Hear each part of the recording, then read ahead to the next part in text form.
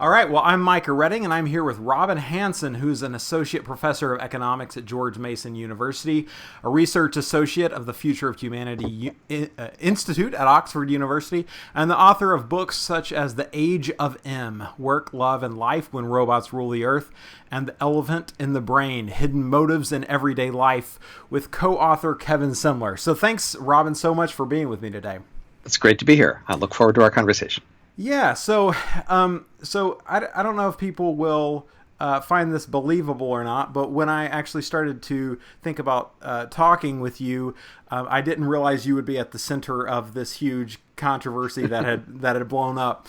And so, although I don't feel like I'm at all kind of well versed in how that's played out, I feel like I would be remiss if we didn't talk about that for a minute.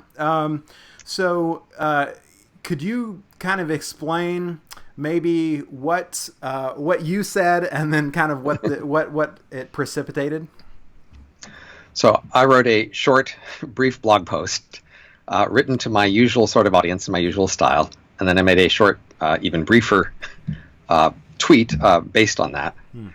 And it was apparently possible to read that tweet in a very negative light. And so many people took advantage of that to say outrageous responses there, as if I meant what they were accusing me of saying. Yeah. And so that created the usual for a firestorm, where many people want to show their loyalty to the side that they're on by showing their solidarity with the people on their side who are saying this other thing seems like a terrible thing.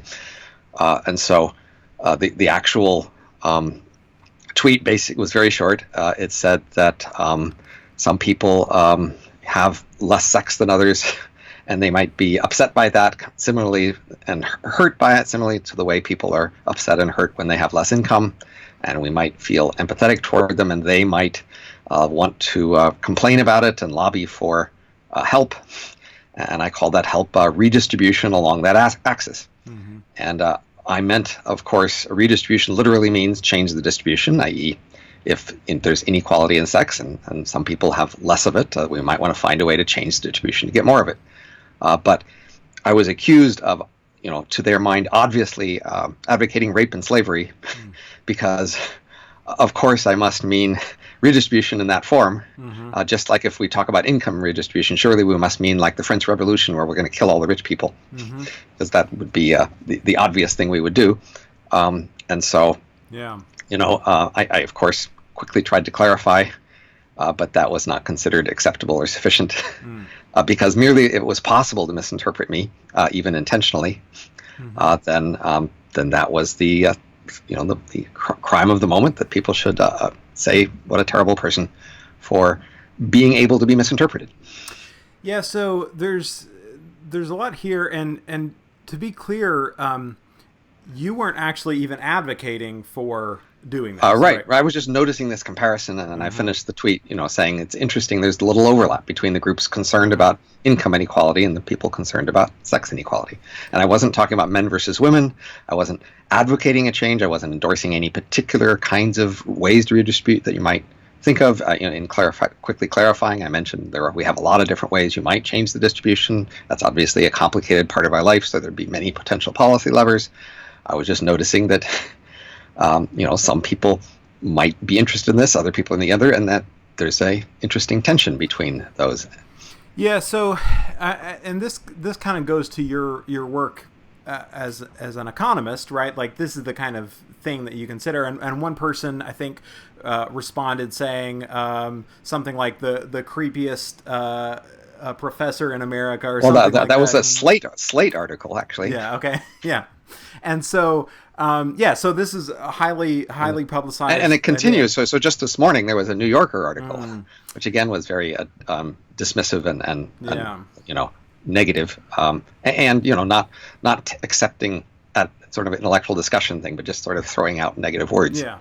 And I think you responded to that Slate article by saying, actually, well, economics should be creepy, right? Something like that. In some sense, yes, that is.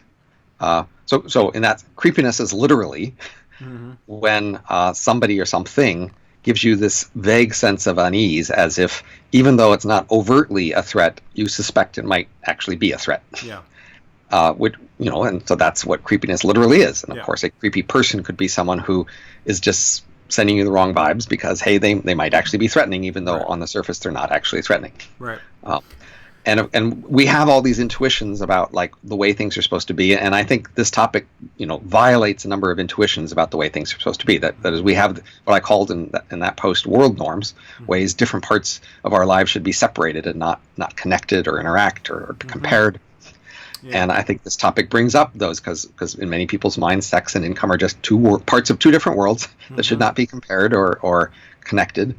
And by connecting these two, I'm violating that norm, and that seems vaguely threatening. Yeah. Even though they couldn't put their finger exactly on why it was threatening, it just seems like it's threatening. And that's the kind of thing economists should be doing sometimes. That is, we should be challenging these world norms and asking whether the various parts of our lives that we declare should be separate and disconnected, whether that's correct or not.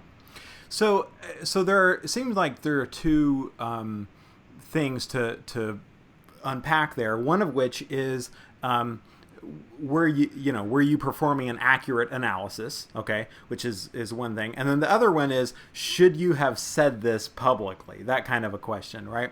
And I feel like that what most people are saying is, I don't know about the whether you should have said this publicly. Do you think that's accurate?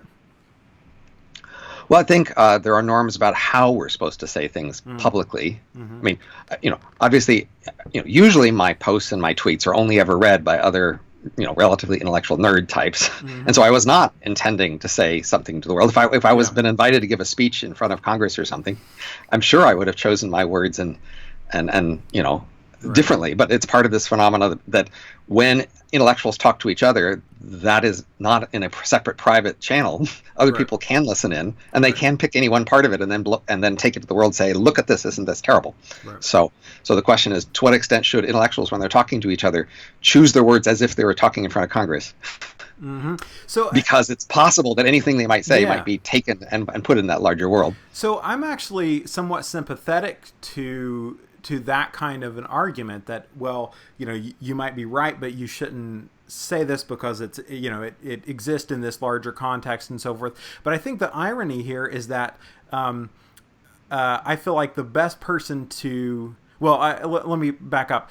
I feel like the reason why you might say people should think differently about how they're talking than just trying to say what's intellectually true is that language doesn't exist primarily just to convey intellectual ideas, right? It exists to do all these other things, serve all these other functions. And I actually think the irony of this is that I think that you're the one kind of best suited to make that case, because this is, as I'm reading it, this is the, I guess part of what I would take away from your book with Kevin Semler, The Elephant in the Brain, right? Which is that the things that we do don't always like kind of follow the the obvious intentions we give them. Sure. So let's stretch that out. Let's say, often when we talk to each other in what seem to be abstract intellectual terms, what we're really doing is a number of other things. One of them is showing off, as showing our capabilities and abilities. And our skills, our knowledge, our carefulness, our intellect. And another thing we're doing is we're showing loyalty. We are habitually agreeing with people on our side and giving other people reassurance and saying, yes, your boyfriend is terrible. Why does he treat you like that? If you're complaining about him, right? We're giving people, they're giving us cues about what kind of loyalty signals they want, and we're giving them cues back. Yeah. And one set of loyalty signals happens in this larger public conversation that is that whenever you bring up any sort of subject that has some controversy about it, many people, I think even most people, want you to show that you're on their side before they're willing to think about the topic. So you need to show a signal. If we're talking about Russia or something, I can't just talk about Russia. I have to say, if I'm talking to the left, that I'm a good lefty. If I'm on the right, I'm a good right person. And I have to signal ahead of time which side I'm on. Right. And then you can see, I'm on your side, and then you might be willing to listen to me. And if I don't signal that I'm on your side, you'll presume I'm on the other side or not on your side, and therefore, be habitually hostile and negative toward whatever it is that's said. And I think this is true. This is part of our larger political habits, is that people do tend to go out of their way to signal what side they're on. when they are talking about anything relatively central. Now, of course, this is a problem from the point of intellectual conversation because it fragments the conversation. Right. You can't simultaneously signal to all the different sides. Yeah. And so you can't talk to everybody. You have to talk to each group separately, and of course you may well not be fair in terms of you might say different things to different groups. Right. And so I do think there is a place for an intellectual world where there's the norm that we don't follow that rule, where that we in this intellectual world we're trying to talk to everybody fairly and clearly, that in this world we go out of our way not to do these value signals, as I call them, not to go out of our way to show which side we're on an issue before we talk about it, where we just talk about the issue in direct and literal terms, and we don't expect these sort of value signals. Yeah, so that kind of gets to, I think, a larger phenomenon which we're seeing as a society, which is that social media has disrupted our normal approaches to engaging with each other, right? And so intellectual discourse has now exists in a forum that people sharing cat pictures also exists in, right? Like these things are in the same place, and we don't have norms that have caught up with this kind of reality. Right. And so we, on Facebook or something like that, we're engaging in political discussions with our great grandmothers. And, I don't think it's Facebook. Social media is part of it. It's also just our increasing political polarization. I think if social media had appeared a half century ago, we wouldn't be seeing this sort of reaction to it, because a half century ago in the United States, there was far less political polarization in the U.S. certainly. So what do you think are the causes of that political polarization? My explanation is relatively simple and straightforward and not terribly original. At the end of World War II, there were a whole bunch of parameters that were toward an extreme exactly because of the war. One of them is income inequality. Just before World War I, income inequality and wealth inequality was near a peak, because for the previous century it had been slowly increasing. Yeah. During peace times, and then during these war times it was vastly reduced, because basically governments just grabbed the wealth of the rich because they could and needed and wanted to for the war.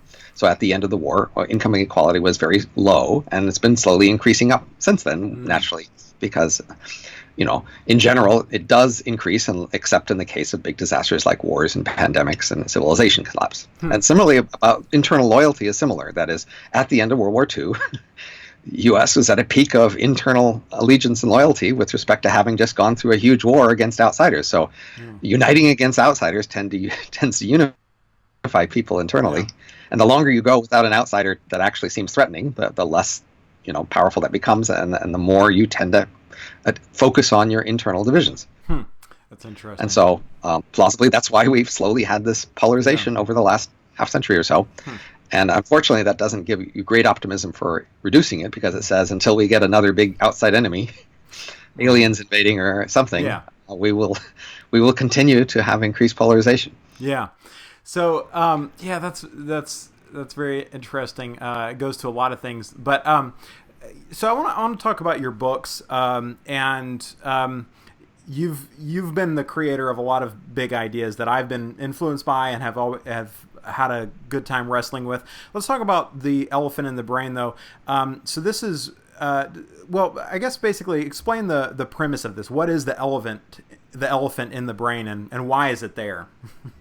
So this book, again, co-authored with Kevin Simler, is trying to say the one thing I think I've most learned in my career as a social scientist, related to the biggest mistake we've been making, which is to take people's motives at face value. So as social scientists, we tend to look at a subject like education or medicine or politics, and we hear people say why they're doing it, what their main motivation is. We usually just take that at face value. So people say they go to school to learn the material, they go to the doctor to get healthy, they vote in order to create better policy. And we accept those at face value, and we work through more details and analysis of that. And then usually there's a whole bunch of puzzles, things that don't make much sense, that we struggle with and try to make epicycle, variations of the theories to explain. And I think, a great way to make a lot more sense of these areas is to go back to that very first assumption and say, well, what if they're just wrong about why they're doing these things? And it turns out you can make sense of a lot of behaviors that way. And this book is about that. So the first third of the book is why, in general, we might be wrong about why we do things, why creatures might have evolved that way and why that might be a plausible thing that could happen to humans. But to convince you you're wrong about many specific things, it's not enough to say that you could be wrong in general. We have to go through many specific things. So then we have 10 chapters on specific areas of life, saying that in each one, there's a usual story about what you're doing and why, and here's a bunch of puzzles that don't make sense, and then here's a better theory that makes sense of these puzzles. Yeah, so give an example or two of what would be a case where we're doing something for a reason we're not even aware of, or counter to. Okay, so the degree to which we're aware of these things varies across people and across context. And so for many of these, many people are somewhat aware, and the sense in which they're not aware is that when they most speak in public, in the most sort of public forums, that's when they won't admit these as well. So, for example, in public, in a graduation ceremony or in a letter application, you would say you went to school to learn the material. But most people privately might admit they just want to get a job and they just need a credential. Similarly, in public, you might declare that your charity dollars are being given in order to help, while privately you might admit that you like the appearance of being someone who cares, who seems to care. And of course, in politics, you might say in public that you want to vote to produce better policy for the nation or the city or the world. And in private, you might admit that you really like to show your side, that you're with them, and that's an important motivation. And so these are some of the examples of the motivations we say. So most of the motivations that we'll offer as the real motivations won't be terribly surprising. There'll be something most of you had already considered as something that happens sometimes to other people, especially to your hypocritical rivals, right? who you tend to be better able to notice their deviations from what they say and what they really are doing. But for yourself and your allies, you tend to give a benefit of the doubt that what you say is really what's going on. Yeah, so it was interesting to me in reading through some of this stuff. You make biblical allusions, and and I think they're interesting. So the one that was brought out was I think in Matthew, where Jesus says, take the log out of your own eye, and then you can take the speck out of somebody else's eye. So that kind of goes to what you're saying. Like, we can see the hypocrisy in somebody else, but we have a much harder time looking at the hypocrisy in ourselves. Right, and so in fact, one question that has come up, in the context of the book, is people ask me, well, what about your motives, Robin? And why are you doing this? And how well can you see your motives? And then how well can anybody using this book see their own motives? And is that something they should be trying to do? And how well could this help them? Yeah. And honestly, I have to say, we all probably have a limited budget for honesty. It's hard to do, and and you'll get more resistance looking at yourself for your own honesty, because there's a lot more parts inside you that will try to oppose that. And so the simplest strategy, I think, is just to try to make sense of the world of other people out there far away from you, and try to guess what's roughly going on for them, their typical motives for typical behaviors. And then when you need to make an assumption about yourself, just assume you're like everybody else. So now, maybe you're not, but you don't really have necessarily usually strong reasons to think you're that different from everybody else. You'd have strong reasons to want to think you're different from other people, but for most people, most of the time, they really aren't going to be that different from everybody else. So just suck it, just accept it. You're probably like most everybody else. Yeah. So just look at all the backstabbing, kind of hypocritical people out there and assume that's probably what you're like. If that's what most people out there are like, then that might be what you're like. If it's only what just 10% of the people are out like, are like, then maybe not you. But if it's 80% of the people are out there a certain way, you're probably that way too. Yeah.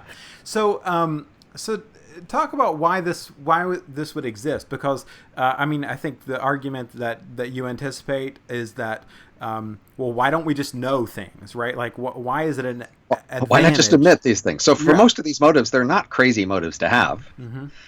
And some of them are even somewhat laudatory. Like we say, the main motive in medicine is to show you care about people and to let other people show they care about you, which seems like a nice thing to do. So the key story here is that human brain was large in order to deal with the complicated social world around us. And the unique feature of the human social world compared to other animals was norms. So a norm is a rule about what you're supposed to do or not supposed to do, and humans use language and weapons to enforce norms. And that means a big part of human social worlds is watching out for people around you, whether they're violating norms, and asking yourself, could you call them on it, and should you? And of course, watching out for whether other people could accuse you of norm violations and trying to protect yourself against that. And so that means when you're looking at yourself, wondering what your motives are, this conscious part of your mind that's actually able to talk to other people and explain itself well, more plausibly, its function isn't to actually know why you do things. Its function is to be able to explain yourself. If it's the press secretary, it's not the king or the president. And so its job is to look at what you're doing and always have a good story about your motives, so that you could avoid norms which are often expressed in terms of motives. So there's the norm that you're not supposed to hit people on purpose. It's okay to hit people accidentally. And so if you hit somebody, you'll need to have a good story that you didn't mean to, and to make that plausible. And so that's why we are just unaware of our motives, is because it's more important for our conscious minds to have a good story to explain our motives should somebody challenge us than it is for our conscious mind to know our actual motives. That illustration of the press secretary makes a lot of sense, right? You if you're the president, you don't tell the press secretary everything. They're supposed to know the stuff that makes you look good, and that's pretty much it, right? And now they're supposed to sound like they know, right? Yeah, but they can honestly give their best picture if you don't tell them the truth. So if you can guess that they will make up a reasonable sounding story that sounds good, and that the truth isn't that pretty, if you tell them, it'll make it harder for them to do their job. So you don't tell them, and they don't ask. So we're the press secretaries of our own minds, and we're let in on a need-to-know basis to what's really going on, something like that. Right. Now, of course, we have to make it a plausible story, and so that means we can't go too far away from what the evidence would suggest. And so that means if the evidence seems pretty clearly to suggest negative motives, we're going to kind of have to own up for that. And so we're on the edge of looking for what story we can spin plausibly that would make sense and that the audience might believe. So there's some examples in the book, and I think this is really counterintuitive to people, but where it talks about kind of the danger of having options, or the advantage of not knowing, or things like that. So I think one example you used was like playing chicken, right, with another car. Sure. And the argument was the best strategy is to remove your steering wheel, throw it out the window. So explain why the lack of options, or something like that, actually might be an advantage. So that's the advantage of commitment, although that's not really very central to our book. So our book is mostly about just merely the fact that you don't know. Sometimes it's helpful that you commit to not knowing, perhaps, but honestly, that's not a very big part of the analysis.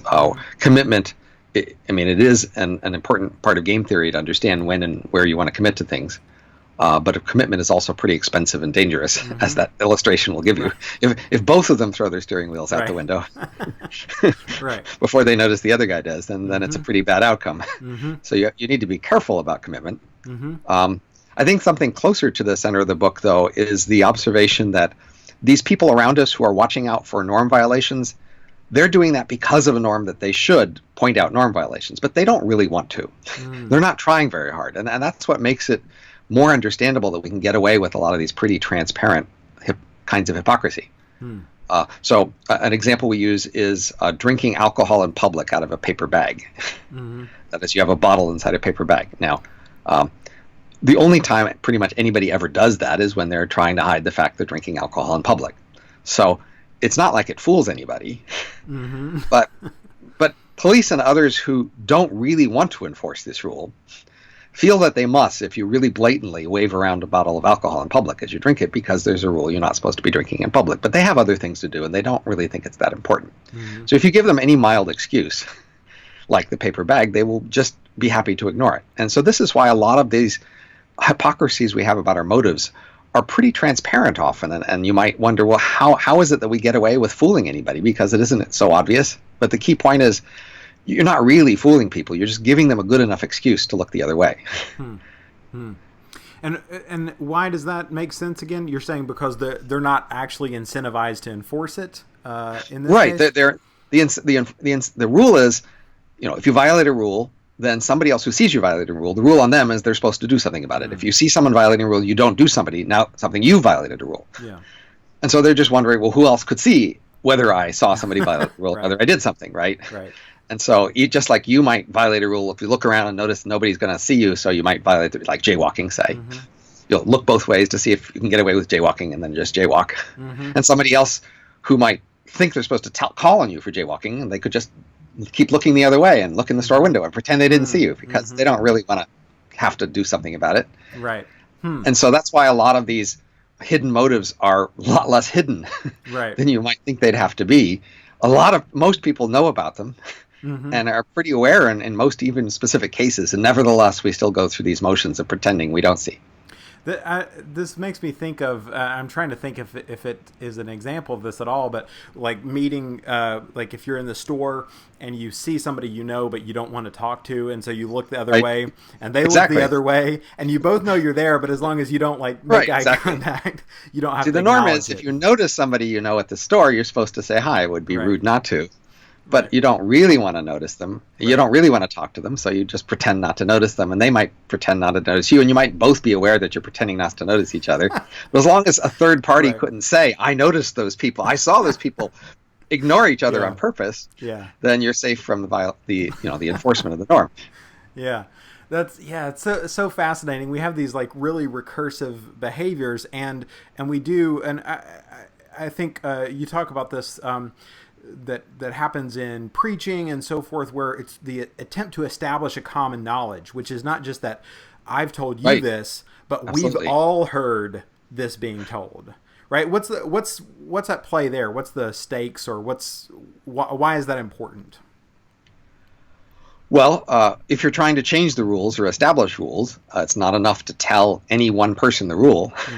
You have to show each person that everybody else has heard the rule, and everybody else has heard that everybody else has heard the rule, so that now you know that's the rule. So that's, as you say, that's part of the function of sermons. Yeah. You could each read the section of the Bible or the section of the sermon separately. But if you all come together and listen to the sermon, not only do you know that everybody else heard it, you know that everybody else nodded and agreed and said amen. And so that they accepted and even enthusiastically the message here, and so that you know what together you are accepting. Yeah. Well, that one of the things that I kept thinking about is because one of the things you point out is that we have these religious behaviors. They often have these hidden motivations as well. But there is something. It really reminded me of the Christian concept that we have this kind of fallen nature, right? We're trying to make good decisions, all this, but in fact, something else is making decisions through our good intentions. And so, you're making a case for something like that in a sense, right? Well, I mean, certainly these hidden motives, they are usually lower motives. They're less respectable motives, and they are certainly closer to sin. That is, most, the motives that we would most like to call the public, they tend to be less the ones that would violate a sin rule. That is, they are not sins. And so certainly a big part of trying to appear like you're not sinning is to try to be able to have positive explanations for your behavior that aren't attributable to sins. Right. And sin is just this. You can think more generally this category of the things you're not supposed to be doing. Norm violations. Yeah. So you another thing you talk about is the fact that we can know with different parts of our mind essentially what what maybe the truth is, and then what we're kind of believing over here, something like that. Is that a fair way to describe it? Sure. Our minds are complicated, and they have different parts, and so our conscious minds leak a lot, and so it turns out for us to be actually difficult for us to consciously lie. I mean, there are people who are good at it, and there are actors, but they're rare. For most of us, if we have a conscious thought in one direction, then we try to pretend as if we have something different. It will just leak out in many different ways, and people are good at noticing those leaks, and they can tell. So in order to actually be hypocritical effectively, we kind of have to let our subconscious handle the actual choices that are made, and let our conscious mind think otherwise. And that's why, and it's a big part of actually law and tradition that people who do things and consciously lie are held to higher standards. They're lower standards. They're given less punishment, more punishment than people who are unconsciously lying. If you are not intending consciously to do something and you do harm, like you kill somebody, but it's a crime of passion and you didn't consciously intend to kill them, then that's a lower punishment than a premeditated murder where you made a conscious plan. Yeah, so interesting. So one of the things that you posed, and I didn't see the answer to it, but you posed the question, I think early on in the book, is anyone really a creationist? And so what's your take on that? Well, I think as with this recent political event, there are beliefs that we have that in our minds we associate with our group identity, that they're importantly part of being part of a group. And they're usually beliefs that don't actually affect our personal actions that much. Yet they're beliefs that are important for the group. And so with those beliefs, we hold them to a somewhat different evidentiary and analysis standard. We are not as careful with them. We're not as precise about them. We just more habitually endorse them and get emotional about it and get mad at people who might oppose it.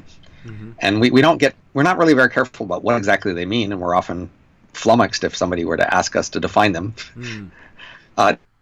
Nevertheless, we use sort of rough associations to figure out who's for or against them, and then we are very definite about those things. And so that's part of ideology and religion going back forever, is that we use these beliefs. Now, it's not that we don't believe them. That is in some sense the willingness to put yourself in a state of mind where you believe them is part of the signal you are sending of loyalty to your side. That is, it's an expensive signal. That is, if you only mouthed the words and didn't actually at some level believe them, then that would be less of a cost you're paying. The fact that you at some level emotionally and mentally sound like you believe them is a reason to think you're on your side. Although there are definitely extremes. So many like traditional beliefs of religion and ideologies, like, they do cost, and then when you get to those, then people often like start to react differently. So if your belief about being a patriot or a religious loyalty meant that you should go fight a war and be on one side of a war, well, then from a distance you might think, yes, that's true, as long as there isn't actually a war that you might get put into. And even from a distance, but you're not actually in a battle, you might still be rah-rah about it. But the closer you get to like actual conflict where something might really happen, then your beliefs start to change. And it becomes much more of a test of how dedicated you are, whether you will go through these things. And of course, many people have noticed that people have a lot of beliefs, lightly held from a distance when the consequences aren't very large. And when things get large, then we see more of a test. That's certainly part of the Bible tradition, of course. I believe Jesus mentioned, the difference between people who hold beliefs lightly when there's not much at stake, and then the people who actually, in the hour of need, came through. So that gets to some things you've said about what kinds of opinions you should hold and things like that. But it also gets to this other question, which I hope you don't mind me asking, which is your relationship with religion. Because I saw that you talked about your father. You grew up, like I did, as a preacher's kid. And you described your father as a preacher and programmer, I think. Right. So that's an interesting combination. That's an unusual one. How did that work out? Well, actually, my father was a pastor for many years, and even right when he died, he was a pastor. My mother writes Christian tween novels. The two of them together were missionaries to Australia when I was 1 year old and took me with them. Wow.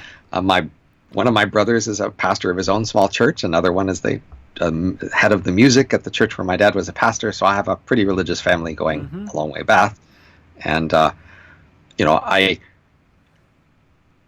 I early on sort of drifted away from religious beliefs in the sense of I was learning physics in college, and I became a very fundamentalist physicist, if you will. Physics explains the whole world, and there's not much room for anything else, and so there wasn't much room for mysticism or supernatural things in that worldview.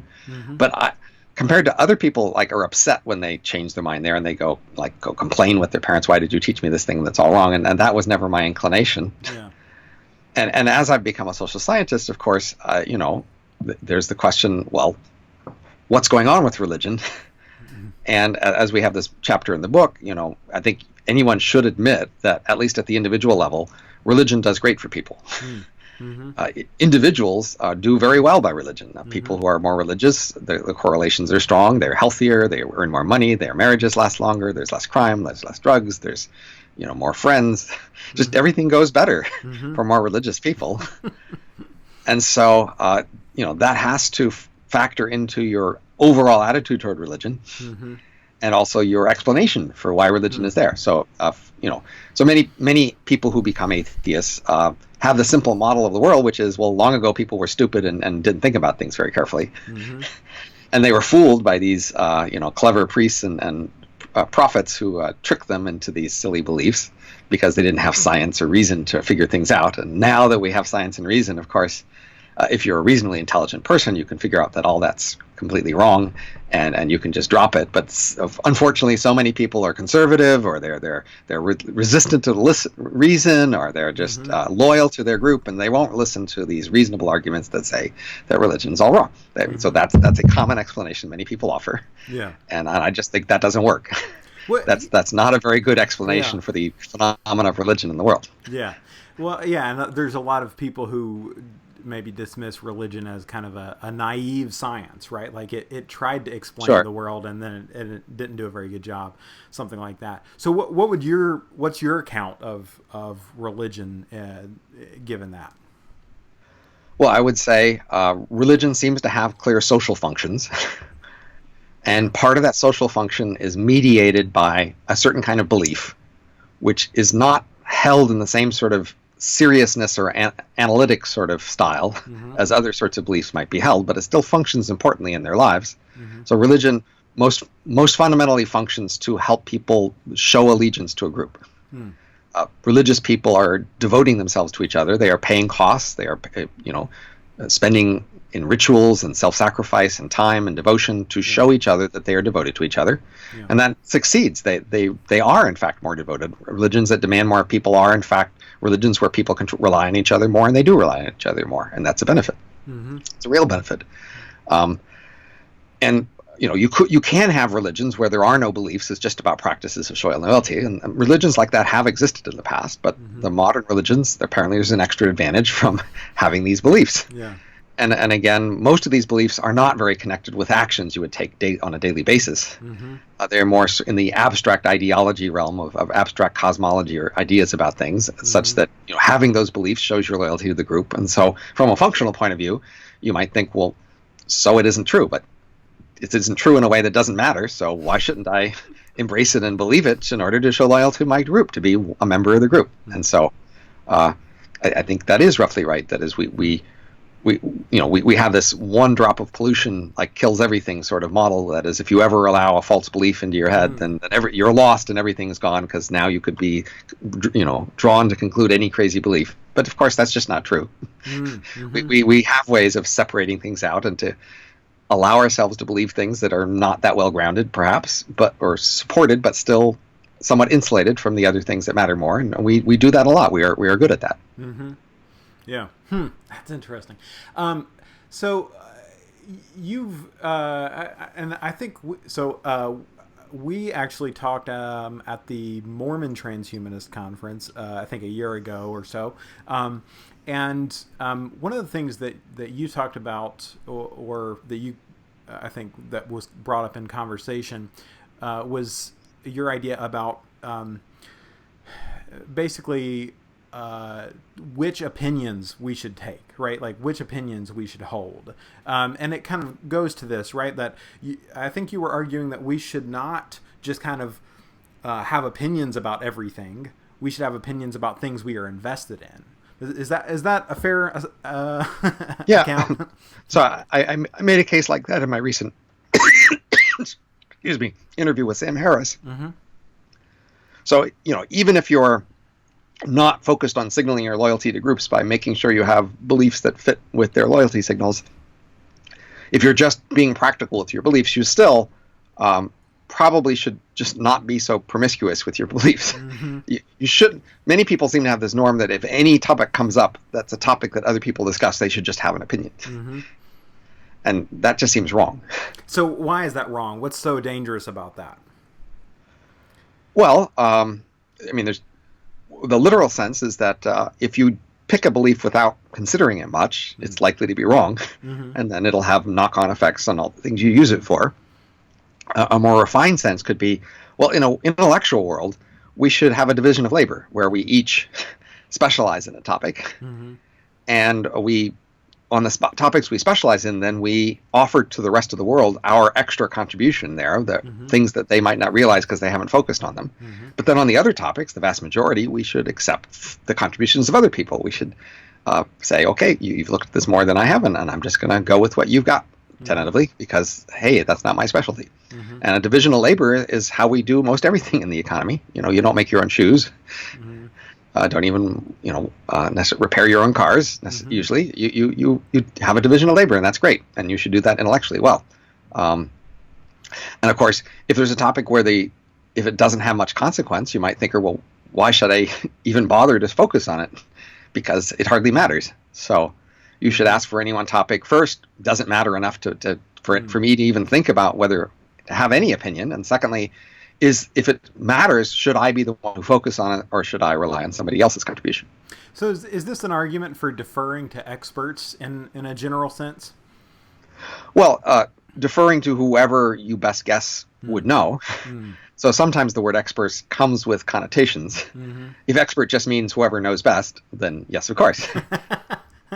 But sometimes experts mean somebody who has a PhD or somebody who would be cited in the newspaper, et cetera. And now we're talking about credentials. And you could reasonably have a belief that the credentialed people aren't the people who know best. There are many areas where that's a plausible conclusion.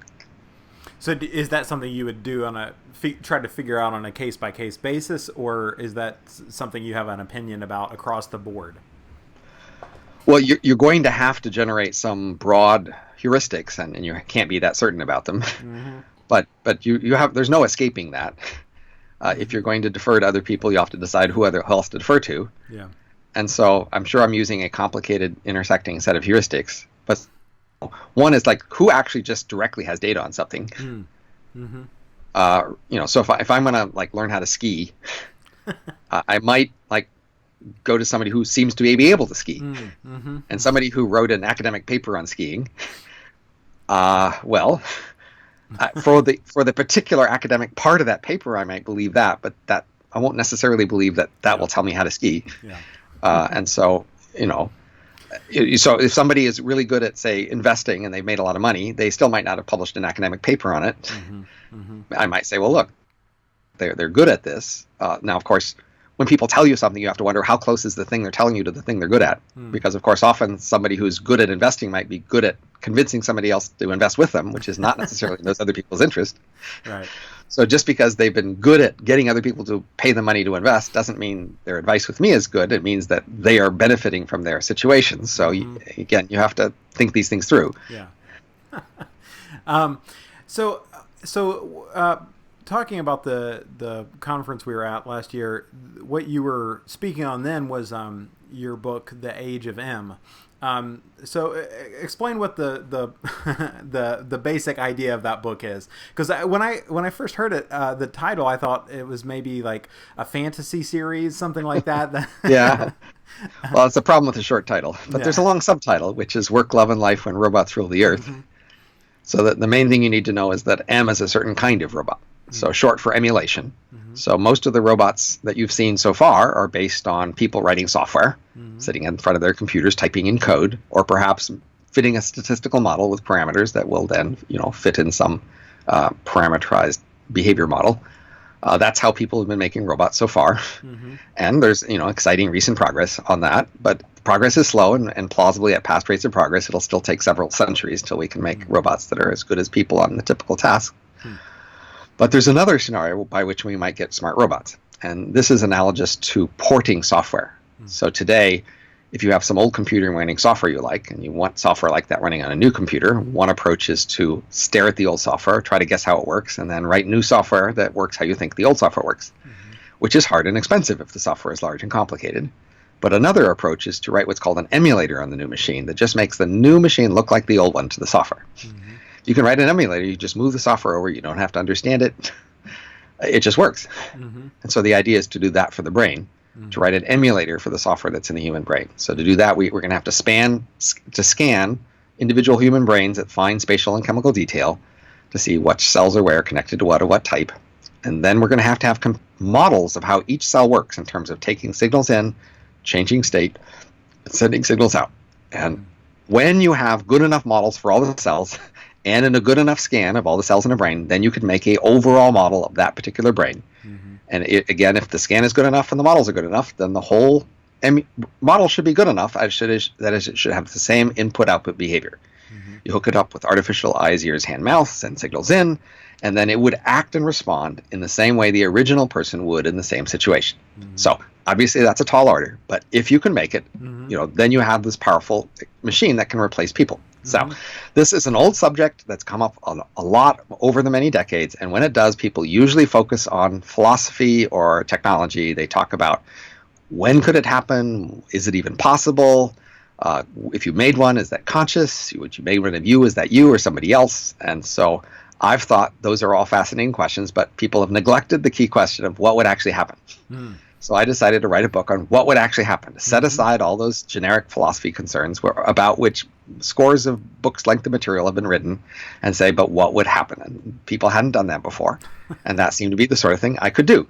And so my book is a long, detailed treatment. And in part, it's to show that it's possible to answer a question like that. So many people have this presumption that if I assume a particular technology like that, and then I ask, how does the world change? That's just not something anybody knows how to do. It's just fundamentally uncertain, because most of the people who think that way are people who are technologists. They like me, when I was a physics student or a computer science student, they were basically told those other people over there in social science building, they don't know anything. They're making it up. And so people are then taught to think that whatever social intuitions they have in their head are about the best anybody could do, and therefore nobody could know about what would happen in a scenario like this. And I think that's just wrong. We do know a lot, and I used this occasion to try to show just how much you could say about a concrete scenario. Yeah, so you're right in saying, okay, so what would happen, rather than all the kind of philosophical questions that most people want to ask, right? Which is like, what does this mean, and all that kind of stuff. You're just saying, how would this play out? How would society change? And what are the kind of big bullet points of that? Like, what does change? What happens? So it's a huge change, and part of the interesting feature of the change is it violates many of our assumptions about how the future should go. So over the last few centuries, people have been getting rich. And as we get rich, our behavior has been changing in certain consistent directions. And many people like to imagine futures where that continues. So Star Trek future or culture novel futures where our descendants are even richer than we are, have even more leisure, they're even more liberal, they're even more aghast at slavery and have more democracy, and they don't even eat meat anymore because they're so moral. And that's a trend that people have rejected. And of course, they also have less religion because that's also been a trend. Right. And this world I describe is not such a world. In this world, these robots, because their population can expand so quickly, even faster than their economy expands, then the population expands until wages fall to subsistence levels. So we go back to what the usual case in human and animal history, which is subsistence wages. And so these robots are, competitive. They have to work most of the time to survive.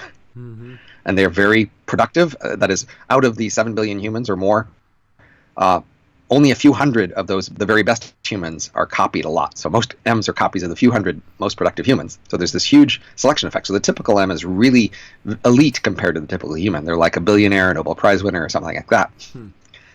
But they're still competing strongly because it's so easy. It's easy for any one M to take over any one profession by making many copies of themselves. And these M's can also run at different speeds. And so I guess actually they run typically at 1,000 times human speed.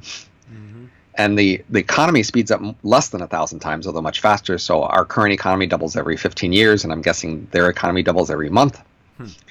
And so as much change as has happened in our entire industrial era would happen in a year or two for them. And so this entire age of M is something I'm only estimating lasting a year or two, after which something else happens, and I don't say what.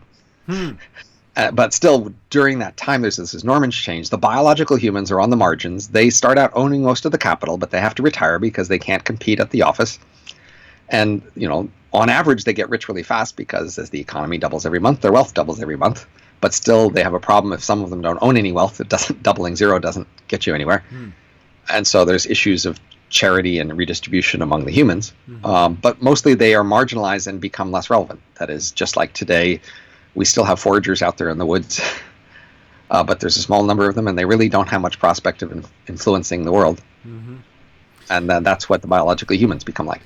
So, okay, so that's interesting, because you're saying that for some biological humans, they have a lot of wealth and it increases very rapidly, but that's almost irrelevant in a sense to what's actually going on. This kind of population explosion of robots. So those rich capitalists, those rich humans are the capitalists of this world. Their wealth stays a lot as a proportion, but still declines as a proportion. And of course, there's always the risk of revolution or theft, such that it would decline faster, and it's hard to guarantee against that.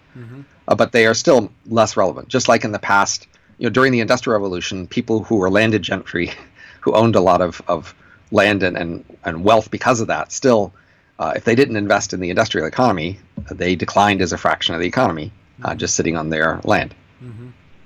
So what your scenario is basically that someone invents the ability to scan a human brain, put it in a robot, and then within a couple of years tops, the economy has basically exploded to being billions of these kinds of duplicates, right, who are all working as hard as they can for subsistence wages, who are mostly clones of each other, which are in turn clones of the most successful humans, and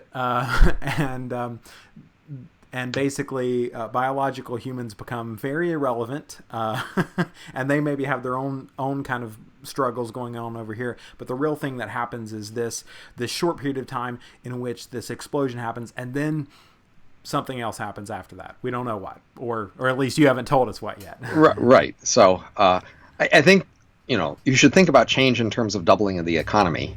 That is, the more doublings you're trying to see through, the harder it is to see farther. And when growth is faster, that means that it'll be a shorter period of time before that horizon of difficulty of seeing makes it too hard to talk. Yeah. So I do have some interesting guesses about what might happen after the Age of M, but the Age of M is focused on just that period. Okay. So I want to hear your interesting guesses, and maybe it goes into this question, which is like that. The Age of M sounds like a pretty grim future, and I don't think it is for the typical residents. Okay. No, of course this is related. I think most people in the farming era who were subsistence farmers, their lives were okay too. I think people go too far in saying that our ancestors were living hell until recently. I mean, it is nice to be rich. There's no question that you have a choice. Being rich has advantages. But I don't think it's fair to think that the typical human all through history was just in a living hell. And only now have any lives ever become worth living. I mean, there certainly have been bad times. There have been pandemics and wars, and bad things have happened. But for most people in history, most of their days of their life were okay days. And I think in this future world, that will still be true. These subsistence M's, they are having okay lives. They are selected for being good at their jobs, which is in part for being passionate and happy with doing their jobs. And also, they mostly live and work in virtual reality, where they never need pain or hunger, grime, disease. Their bodies are always beautiful. So there's a lot of advantages in this world, not to be neglected. And of course, they're in a large economy which can afford to spend even more than ours does on making great stories and music and art and decorations. And so the environments they're in are always luxuriously beautiful, far more beautiful than most any environments we ever see in our world, just because they have such a much larger economy that can afford to create beauty, and it's so easy to do in virtual reality to implement it. So they have a beautiful world, they are beautiful, they're comfortable, but they're working most of the time at jobs they really like, they're passionate about, even workaholic about, but nevertheless working most of the time. Okay. Yeah. So that's interesting. So it does sound, it sounds like what many kind of dystopian stories try to portray, which is a future that seems good in some respect, but doesn't have a lot of freedom, right? Like there's some kind of, or not a lot of options, maybe. Well, many dystopian novels imagine some government restriction on freedom, some oppressive government. And of course, fewer of them imagine just being poor, Mm-hmm. which of course is a restriction on your freedom in a sense. Obviously, when you're rich, you have more freedoms, but it's a different kind of restriction. Mm-hmm. And it's mostly that they are choosing it. That is, for each of these lineages, you could choose to have a small number of copies, and each of those copies could be rich, or you could choose to make a lot of copies, each of whom is poor, and most of the M's are from the lineages that chose to make a lot of copies. Mm-hmm. Yeah. And so in some senses, they're choosing this world. Yeah. So you could still disapprove. I think it's a terrible world, but acknowledge that they've chosen this world and they kind of like it. Yeah. So that's interesting. So the question, which is maybe a category error here, but it goes to what should we do about this, right? What should we try to stop this? Should we accept it? Or does what maybe comes next change something about how we think about this? Well, sure. Now, I think actually, if we're going to think about hidden motives, most of the time when people are talking about the future, they're not actually very interested in the real future. Mm-hmm. They're mostly using the future as a way to reaffirm values that they have now and in the world they have around them. So there's this old trope about science fiction that's mostly an indirect way of talking about the world around you, and that's roughly right. Yeah. And I think most like futurist discussions and even science fiction things, they are focused on scenarios where it's easier to talk values because that's what people really want to do. They really want to basically talk values. Mm-hmm. But the real world is really complicated. And in a realistically complicated world, it's much harder to figure out what your values imply because everything's so complicated. A great example, I think, is just to ask, going back 1,000 years, 1000 AD, imagine you could describe to someone then roughly the outlines of the industrial world, what would roughly happen over the next 1,000 years, and then ask them, what should they do about it? Mm-hmm. Now you have all the benefit of hindsight, knowing about how it's all played out roughly, and you'll still be pretty, stumped to know what in particular somebody 1,000 years should have done. Mm-hmm.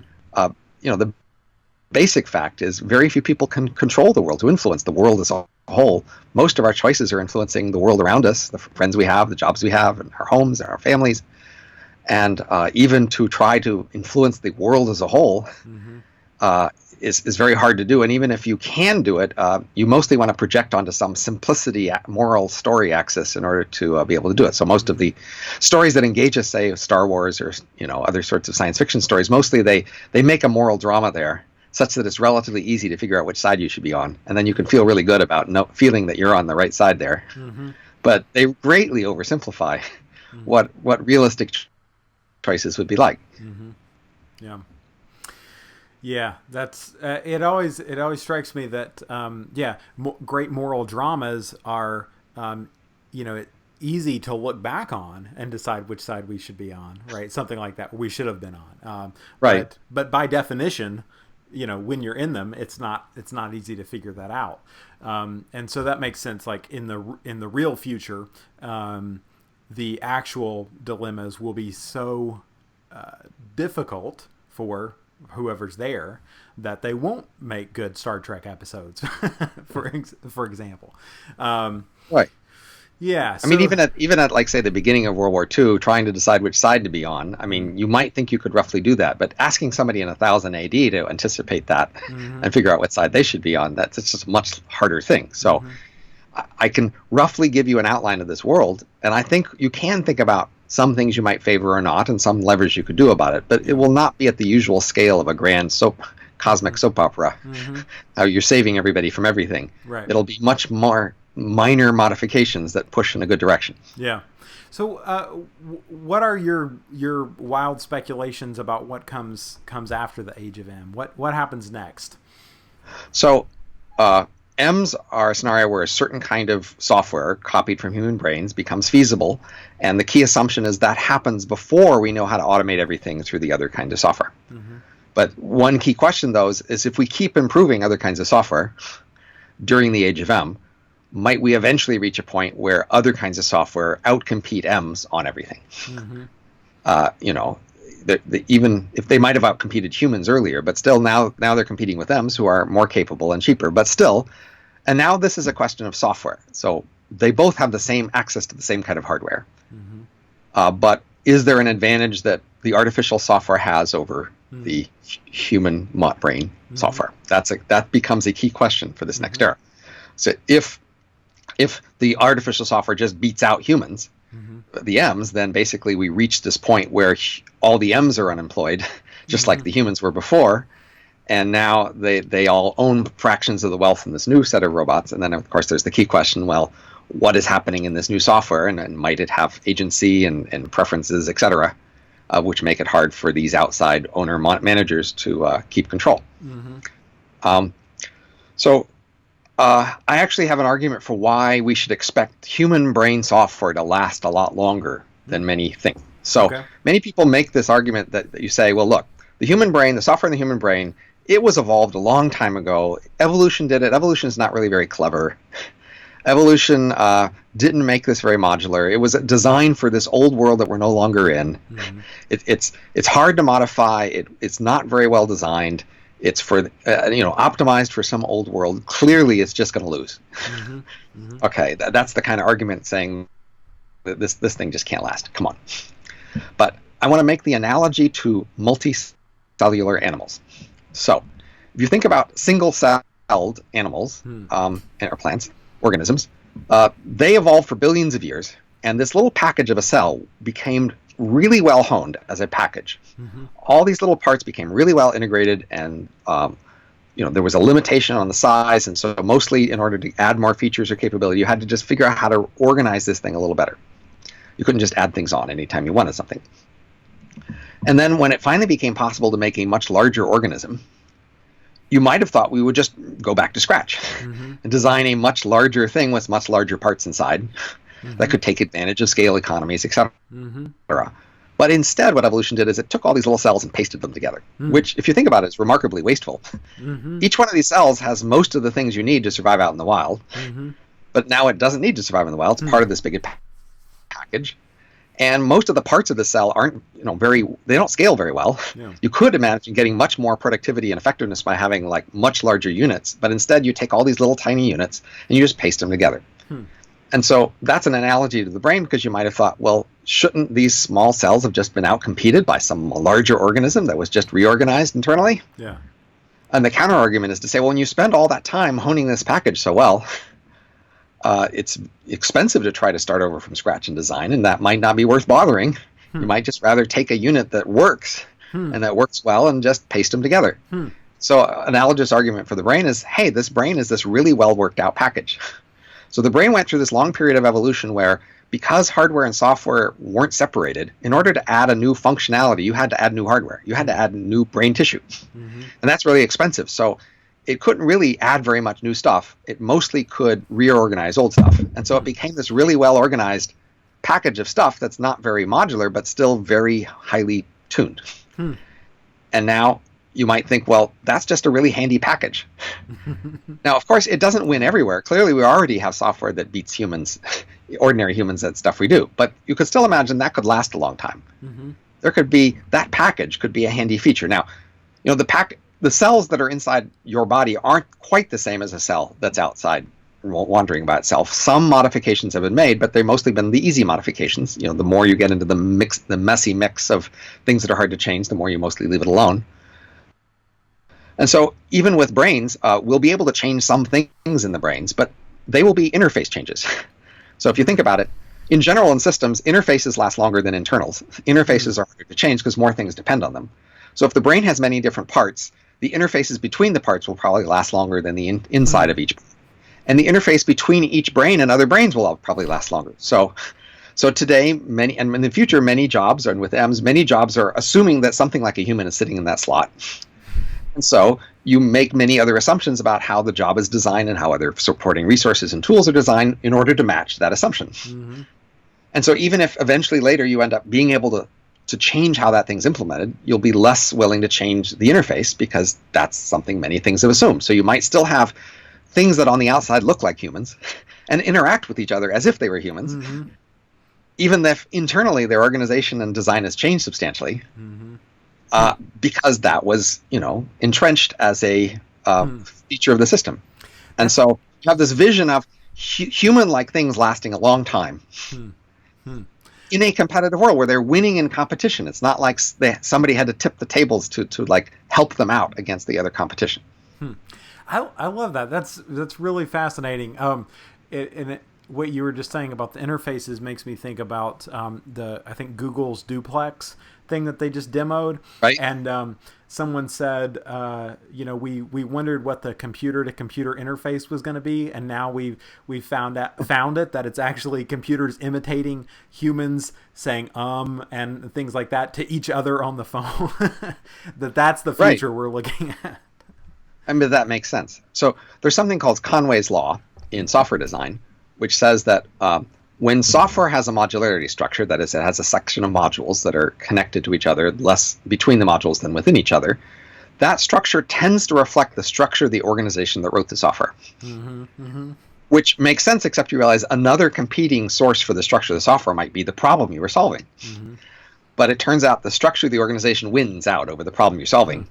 Because the organizations really want to maintain that structure in how they build the software. Yeah. So that means as we create software over time, that software may well also reflect the structure of the organizations that made it. For a long time, there could be this big inertia effect, whereby familiar structures of firms and jobs and tasks and industries and cities, that familiar structure could last a long time into a world where all the little parts are now replaced by other things. Mm-hmm.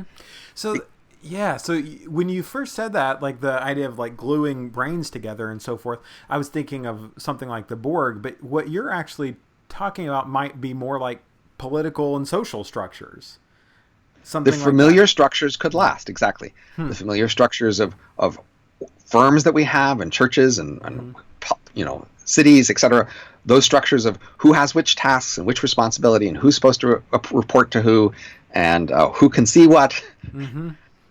All those complicated structures could last a lot longer than you might think. They are not necessarily just there because people are there. They are a structure, and structures last. Yeah. Wow. Yeah, that's really interesting. It's interesting to think of, because what this points to me is the idea of like a superintelligence, which is essentially a society, like you're talking about. Right? Well, of course, our society is a superintelligence. I mean, quite literally. Mm-hmm. We are 7 billion people who are clearly much more capable and smarter than any one of us. Mm-hmm.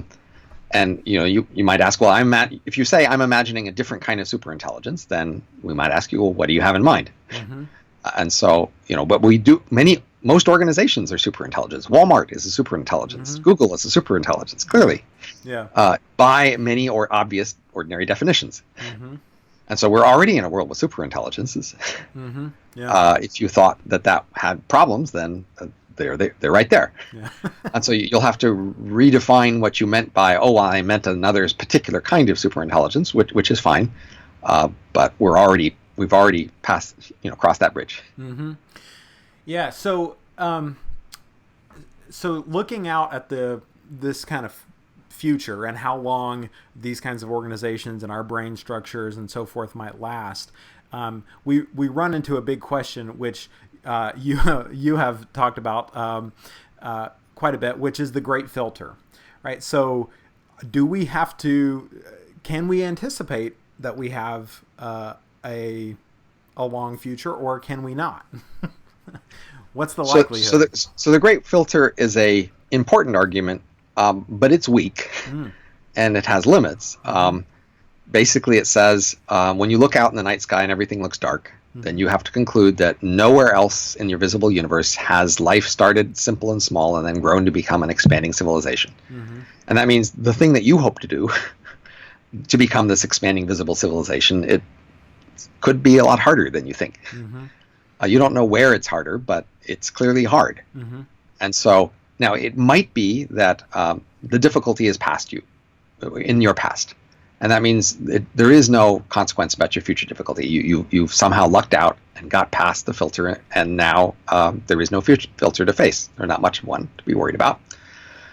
But the fact that the filters are so huge means you can't be entirely sure of that. Mm-hmm. And you should worry a bit that the future filter might well be ahead of you, because your evidence for it being in the past is weak. Mm-hmm. So all it really says is to watch out for things that could kill everybody, because that should be a bit more likely than you might have thought, had you not considered this issue. Mm-hmm. And so worry about it. Mm-hmm. But it doesn't tell you which particular scenarios to worry about. Right. But one scenario we can clearly know not to worry about is scenarios where something takes over and replaces us, and then goes on to become invisible in the universe. The Great Filter is not at all predicting those. Those would not explain the Great Filter. So those may be things to worry about, but they are not things to worry about extra because of the Great Filter, because they wouldn't explain it. Yeah. Things that would kill you and your descendants off such that they don't go out and expand, those are the things to worry about. Yeah, so the Great Filter is basically, I think in one of your talks you talked about looking a billion years in the past, something like that, scanning. We don't see anything. So we know that that in 12 billion years or so, nothing has risen to this level. Nothing has, I think in your words, gone from dead matter to expanding, lasting life, right? Something like that. And so you're saying, so this is interesting though, because, we don't have to worry about robots taking over or even like aliens taking over or dolphins taking over or something like that. We don't have to worry about many of those scenarios. The scenario to worry about is, in fact, does just life just stop entirely? So you like you're saying though, you don't seem very worried about that at the moment. So what's the what's the lack of concern there, given that the universe is dark? The most likely hypothesis is that the very beginning of life was just really, really hard. The simplest life we know about still looks to me enormously complicated, amazingly complicated. In fact, I think it's more likely than not that life came from elsewhere outside of Earth, just because the very first life on Earth still looks ridiculously complicated. And say Mars was ready for life before Earth was, and life can seem to relatively easily move from Mars to Earth. So it would make sense that, say, life was on Mars before it was on Earth, and maybe it was somewhere else nearby even before that. And so it just seems to have been really hard to get started. So that's an assumption, a scenario that fits and is fine. It's just I can't be sure of it. Right. Yeah. It's the not being sure of it that makes me worry. Yeah. Right. Okay. Yeah. If I could be sure of that, then it would be done. And of course, if we ever find life out there in the universe that doesn't look like it was on the same causal path as the life that led to us, now we have to worry a lot more, because that would just shut down that explanation that the beginning is so ridiculously unlikely. Yeah. So if it isn't a close sibling in our past, then that would really be then you should worry a lot more. Yeah, that's actually, so I've tended to think that the primary filter was like the beginning of life itself, because it does seem like such a huge leap. But that goes to my pre-existing biases with like the Christian narrative and so forth, right? That there is this incredible leap from nothingness to somethingness, right? But we don't have a better scenario other than what you're talking about, the life coming from somewhere else, maybe that it developed. So that does seem to be a compelling possibility. Well, I mean, as you're in some sense pointing out, the whole analysis here assumes that the universe isn't already taken over by a vast power. Okay. Yeah. You could say, well, yes, the universe looks dead, but that's misleading. Yeah. There's a powerful life behind all of it, and it's chosen for some reason to make this universe look dead. Right. And so, that assumption sort of negates the whole rest of the analysis. That says, okay, Right. Now, then the question is, well, how can we judge these hypotheses or scenarios where there really is a vast power out there that wanted to make it all look dead? Yeah. Because that's a harder space of scenarios to analyze, right? Right. And of course, you want to go back from that scenario where say, okay, where did this power come from? How early did it arise? Did it start at the very beginning of the universe, or did it evolve at the beginning? So if it had to evolve, now you need a scenario where it arose early and then spread out and then stopped everything else from replacing it, right? Or from competing with it. So it has to be this somewhat, however nice it is now, it had to be kind of ruthless early on, because it went out and like prevented everything else from being like it. Right. Right. And so you could tell stories of the great power that arose early and made sure to, merge with or prevent all the other things that compete with it. And then it had some agenda by which it wanted everything to continue to look dead. Well, yeah, that's except us, of course. Yeah, right. Except it wanted us not to look dead. And that's logically possible. But I look at that and I go, well, I just don't have much of a good reason to buy this scenario. I mean, Right. Yes, I agree it's consistent with the evidence, but you're not giving me much of an a priori reason to find this a plausible hypothesis, Right. other than, yes, you could tell a story how we can't disprove it. Right. So it reminds me, though, of because that in some sense is both the theistic scenario and also the creepiest scenario, right? There, XKCD, I think, did a thing on it where it's like, if everything looks like it's just the background, then maybe it's because they're all hiding from a predator, right? And so, right. Well, the berserker scenario, I guess I've called it, which is a different, it's somewhat different scenario. So that says there is no single power out there ruling everything. There's just a bunch of separate powers all hiding from each other. And so on the surface, that sounds plausible, and on the surface, that would explain why everything looks dead. When I've tried to analyzing it, just doesn't work. I'm sorry. Thinking that one through, it just doesn't make sense. There could be a time over which that scenario would play out, but it wouldn't last that long. Eventually, some side would jump up and take over and win. Yeah. At which point everything wouldn't look dead anymore. It's a thing that could only explain a limited space-time volume of things looking dead. I just don't buy it as a larger explanation, but it's at least the sort of thing that was worth thinking through before I drew that conclusion. Yeah. It wasn't, but I just can't believe it. The other thing that people have proposed is the transcension hypothesis, I think, which is essentially that civilizations collapse in on themselves, not in a negative way, but basically become entirely internally focused and basically shrink from the visible universe. Have you given any thought to that?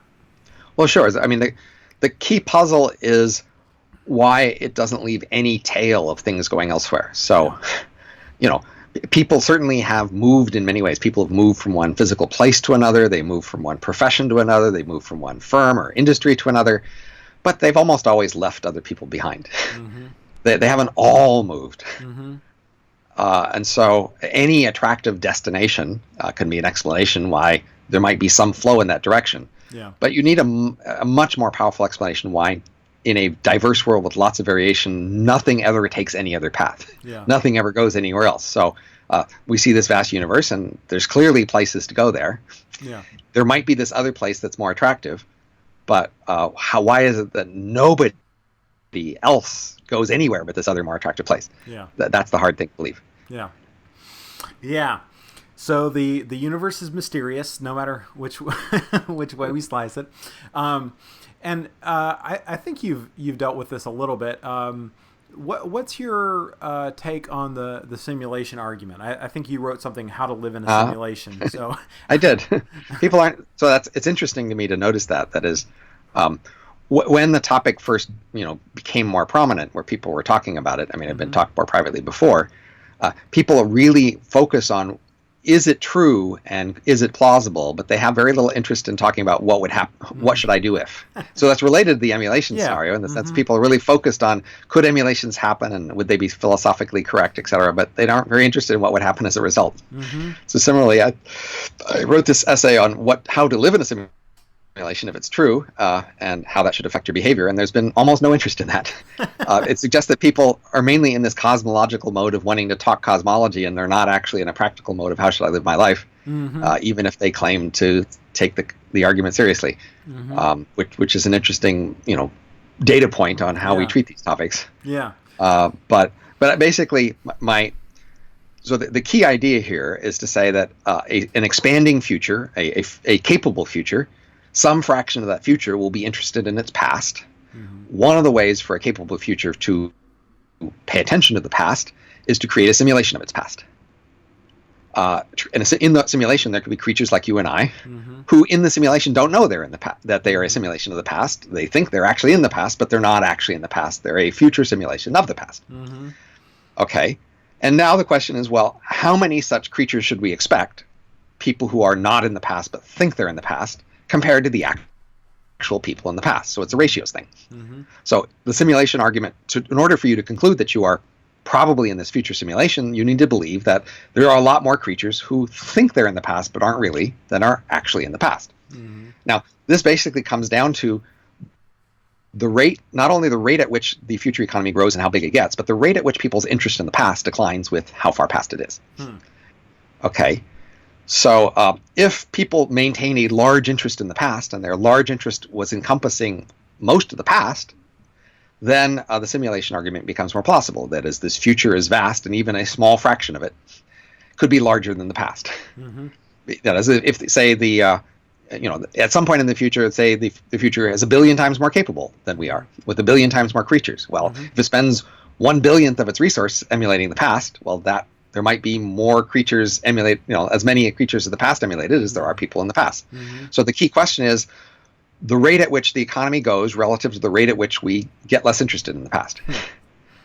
And so you can then say, well, we can now look at our past. We can say, well, how quickly does our interest in the past diminish as it gets farther into the past? So during, say, the farming era, the economy doubled roughly every 1,000 years.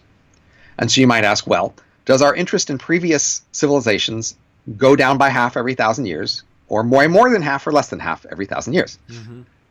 And I've got to say it goes down by more than half. When I look at people's interest in the past relative to the growth rate, I got to say their interest declines faster than the relative growth rate we're talking about.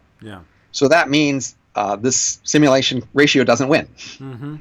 That is, even though the economy becomes larger, the rate at which we lose interest in the past is even larger, grows even faster.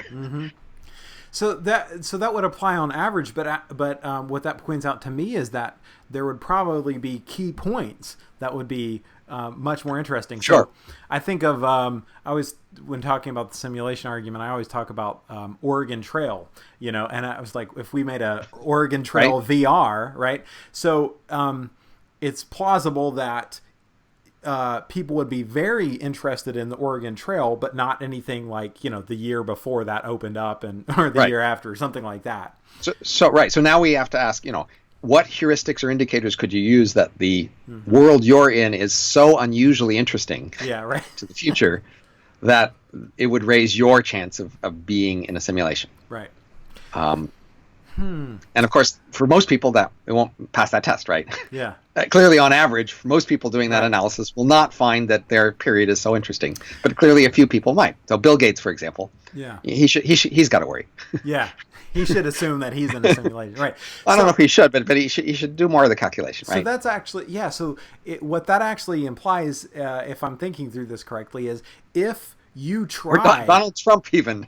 I mean, Donald Trump should probably presume he's in a simulation too, right?